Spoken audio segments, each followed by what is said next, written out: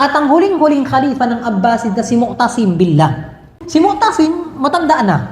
At imagine niyo sa 500 years na khilafa ng mga pamilya ng Abbasid, hindi na nasanay na may digmaan yun. Pero yung kanyang katandaan, nasanay sa marangya na buhay. Kasi nga, sobrang yaman ng Baghdad.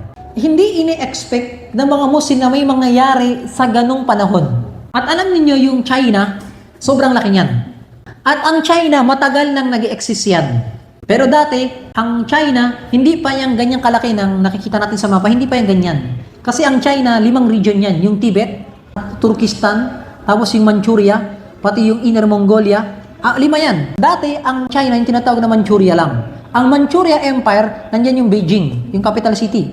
Ngayon, kung saan lang yung sakop ng lupa niya, yun ang tinatawag na China. Pero yung malapit sa Nepal, sa India, tinatawag na Tibet, tinatawag na Tibetian yan, ay malaki mga bundok mga nandyan. Hindi pa dati under ng Chinese yan. At ang norte, yung malapit sa Russia, pati Mongolia na Chinese, yung nandyan yung maraming Muslim tinatawag na Uyghur. Dati hindi pa parte ng China yan. Tinatawag na Turkestan.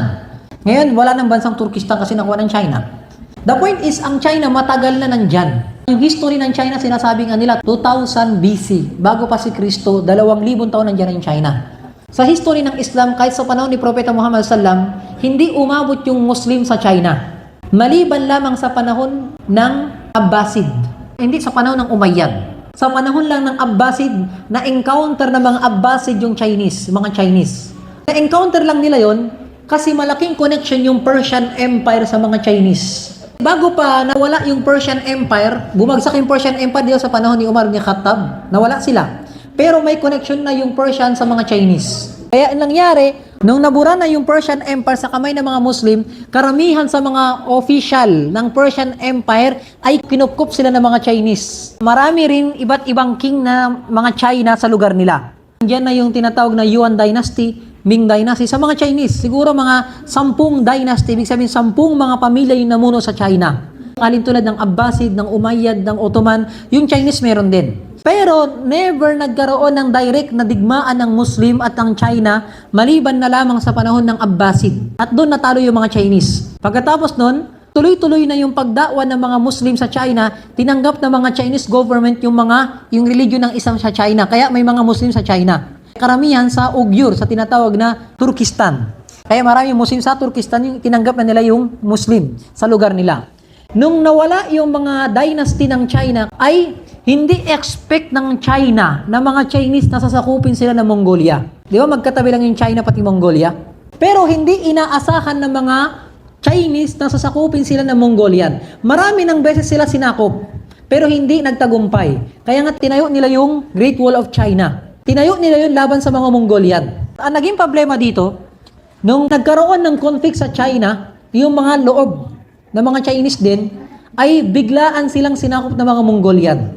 Yung tinatawag na Royal Court ng Chinese, meron silang pinakamalaking palasyo nila sa Beijing. Yung palasyo na yon, tinatawag na Forbidden Palace, sobrang laki nun. Doon lang nakatira lahat ng mga royal blood na mga Chinese ng unang panahon. Doon lang lahat nakatira. Nakuha ninyo? Nung hindi nila expect na sinakop sila ng mga Mongolian, sinakop sila. Lahat ng mga royal family ng mga Chinese, minasakir ng Mongolian. At ang nangyari dito, nasakop sila ng Mongolia. So ngayon, ang Mongolia pati China, isa na lang. Ang nangyari, yung China ay tinatawag na Mongolian Empire na, hindi na Chinese Empire. At sinakop ng Mongolian Empire yung China sa pamumuno ni Genghis Khan. Kung nasakop ng Mongolian yung China, so nakuha na nila yung gobyerno, sila na yung namumuno, si Genghis Khan. At alam ninyo, ang Mongolian ay sanay sila sa hirap. Yung lugar na Mongolia, walang dagat doon. At hindi rin tinataniman ng kahit anong pagkain ng mga puno doon. Dalawa lang, disyerto, o kaya buhangin, o kaya bato. O kaya naman, damo. Yun lang ang lugar ng Mongolian. Kaya ang mga Mongolian na mga tao sanay sa hirap. At sa sobrang hirap nila, pinapatay nila yung kapatid nila. Nag-aagawan sila sa pagkain. Kaya nung sinakop nila yung China, sanay sila sa digmaan. Nung nakuha ng mga Mongolian yung China, nagkapanahon sila ng Abbasid, pati ng Mongolia. Kumbaga, nagkataon, panahon to ng Abbasid. Tapos, ang Abbasid, ito yung panahon na watak-watak na yung Muslim. Ang Abbasid, Ang capital nila yung Baghdad, yun na lang yung Abbasid, pero sa buong mundo, hindi niya kontrolado na. May kanyang-kanyang gobyerno na. Tama? At ang Mongolian, nasakop nila yung China, united na sila. Makapangyarihan na yung Mongolia. Sinakop din nila yung Japan, sinakop nila yung Korea, sinakop nila, marami silang sinakop, hindi na sila nagtagumpay sa pagsakop sa Japan. Pero sinakop nila yung mga Korean din. Matagal ang Korean sa pamuno ng Mongolian. May boundary ang mga Mongolian pati Muslim. Yung sa Khawarizm. At ang mga namumuno sa lugar ng Khawarizm ay mga Muslim na mga Khurasan.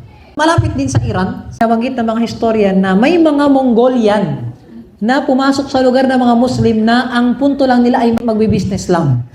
Ang ginawa ng mga Muslim doon sa Khawarizm, pinatay ng mga Muslim yung mga Mongolian. Punta lang sila dito, tapos binugbog sila, dayo kayo. May mga pumatay sa kanila ng mga Muslim. Hindi ko alam kung anong dahilan nun. Pero ang governor nun, si Muhammad Khawarizm siya. At yun yung kinagalit ng mga Mongolian. Inagalit ng Mongolian nun, lalo na si Hulaku, yung anak ni Genghis Khan. Sabi niya dito, huwawin ko na sa punto na ginawa ng Muslim sa Mongolian, rin dahilan ng galit nila sa mga Muslim, anong nangyari? Natakot yung mga Muslim nung nalaman nilang galit na galit ang mga Mongolian sa kanila. Kasi isipin nyo, sobrang laki ng Mongolian, mga Chinese. At sobrang laki ng military nila. Ang ginawa ng Mongolian ay sinakop nila lahat ng mga lugar ng mga Muslim at kanilang minasakir lahat ng mga Muslim. Mula sa Bukhara, Janan, sa Samarkand, sa Nasa, sa Tirmidh, pati sa iba pa. Ang daming lugar ng mga Muslim na kung saan ay minasakir ng mga Mongolian. At lahat ng mga Muslim that time, hindi sila magkaisa kasi nga kanyang-kanyang gobyerno na. Binanggit nga ng ibang ulama ng historian, sabi nila, ang nangyari sa lugar na Bukhara. Ang Bukhara, doon pinanganak yung lugar ni Imam Bukhari. Sa Uzbekistan, tabi ng Iran. Katabi ng Armenia, pati ng Iran, ang Uzbekistan. Sinabi ng historian na nangyari doon, sabi niya, وَدَخَلَ الْكُفَّارِ الْبَلَدِ. Ngayon, nung pumasok na yung mga kafir sa lugar ng Muslim, فَنَهَدُوا وَقَتَلُوا مَنْ وَجَدُوا فِيهِ. Ang lahat ng mga makita nilang buhay na tao ay kanilang pinagpapatay, minasakir nila. Lahat ng Muslim. Wa ahata bil muslimin, at lahat ng Muslim ay pinalibutan nila. Ang ginawa nila lahat ng mga Muslim sa lugar na yon, halimbawa doon sa Bukhari, lahat ng babae hiwalay. Lahat ng lalaki hiwalay. At ang ginawa nila doon, wa kana yawman aziman min kasratil buka min ar-rijali wan nisa. At yun na ang pinakamatinding nangyari sa history daw ng dunya, ng mundo, sa lugar ng Bukhara. Nung lahat ng mga babae hiniwalay nila, tapos lahat ng mga lalaki hiniwalay nila, tapos lahat ng babae ay nirape nila, pati bata o matanda. Pagkatapos nilang rapin, ay chinap-chap nila yung katawan. Ganon ang ginawa ng mga Mongolian sa lahat ng Muslim, lalo na sa Bukhara. وَتَمَزَّقُ كُلَّ مُمَزَّقُ, at lahat ay pinagpupunit lahat nila ng pwedeng punitin sa lugar na yon. وَاقْتَسَمُوا النِّسَاءَ أَيْضًا, at lahat ng babae ay kanilang nirape. Dito binanggit ang historian. At siya, وَأَصْبَحَتْ بُخَارَ خَاوِيَةً عَلَى أُرُوشِهَا كَأَنْ لَمْ تُغْنِ بِالْأَمْسِ. At ang nangyari sa lugar na Bukhara, na isang city ay parang nawala yung buong city.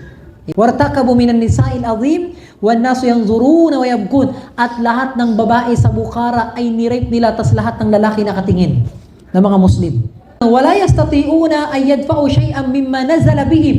Lahat ng mga tao ng mga Muslim doon sa lugar na yon, walang kayang dumepensa sa kanilang sarili, ultimo sa kanilang pamilya, hindi nila nagawang kadepensahan, tulungan. Faminhum man lam yarda, meron sa kanila umabot sa punto na hindi na kayang tignan yung nakikita sa kanya, fakhtaral maut, mas pinili na lang mamatay. Ang ginawa niya, tumayo siya, makipaglaban siya hanggang sa mapatay lang siya. Walang laban. At lahat ng mga lalaki, hiniwalay sila. At ang ginawa dito, waqadtil, binanggit ng ibang istorya ng mga ulama ng tao, mu'arrikhun, ay lahat ng mga lalaki sa Bukhara, isipin yung buong Manila. Lahat ng lalaki dito inipon sa luneta. Andiyan, lahat ng lalaki. At ang ginawa sa lahat ng lalaki, pinugutan lahat ng ulo. Pagkatapos nun, hindi lang pinugutan ng ulo. Ang pinakamalaking masid sa Bukhara, kasi laki siguro, mas malaki pa sa Golden Mosque, ilagay mo kasi laki na luneta, lahat ng ulo ng pinugot nila, doon nila nilagay lahat ng ulo ng Muslim. Hanggang sa umabot, lahat ng ulo ng Muslim, may parang triangle na pyramid, lahat ulo ng Muslim na lalaki yun. At sino man sumuko sa kanila, sumurrender, ay anong gagawin? Pinapatay pa rin nila kahit sumurrender ka. Walqun nara fil madaris, at lahat ng madrasa sinunog nila, pati masjid winasak nila. Binanggit nga sa history ng iba, ultimo yung buntis na babae ay hindi pa nila nakontento na patayin yung babae. Bibiyakin pa yung tiyan ng babae, kukunin yung bata, at chachap-chapin pa yung bata. Ganun ang ginawa ng mga Mongolian sa mga Muslim.